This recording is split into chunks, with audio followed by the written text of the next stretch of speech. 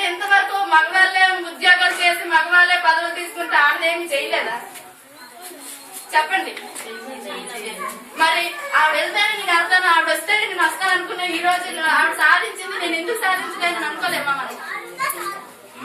ఈ రోజు మనము కూడా అలా అనుకోకపోతే మనందరం ఇలా గ్రామాల్లో ఇలాగే ఉంటాం అనమాట. నేను సాధించగలను, నేను ఏదైనా సంపాదిస్తాను, నేను అందరిలాగా మంచి పొజిషన్ లో ఉంటాను, నేను ఈరోజు కుర్చీలో కూర్చుంటాను అనుకుంటే మనం ఏదైనా సాధించగలం.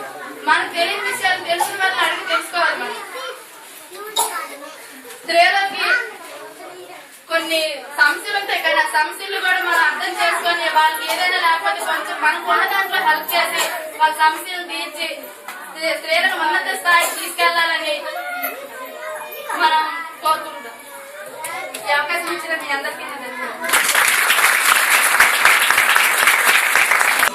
అప్పట్లో అయితే స్త్రీలు మన రాజకాలంలో స్త్రీలు ఎప్పుడు ఇంట్లోనే ఉండేవారు, బయటికి రాకూడదు.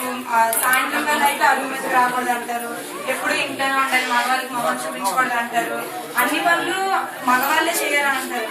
కానీ ఇప్పుడు మగవాళ్ళకి పోటీగా మన ఆడవాళ్ళు కూడా వాళ్ళకి ఏం తక్కువ రాకుండా మనం చేయాలి. చదువులో అయినా ఆటలో అయినా దేంట్లో అయినా వాళ్ళకి పోటీగా మేము చేయగలము అన్న దీంతో ఉంటే మనం కూడా మనం సాధించలేదంటూ ఏది ఉండదు.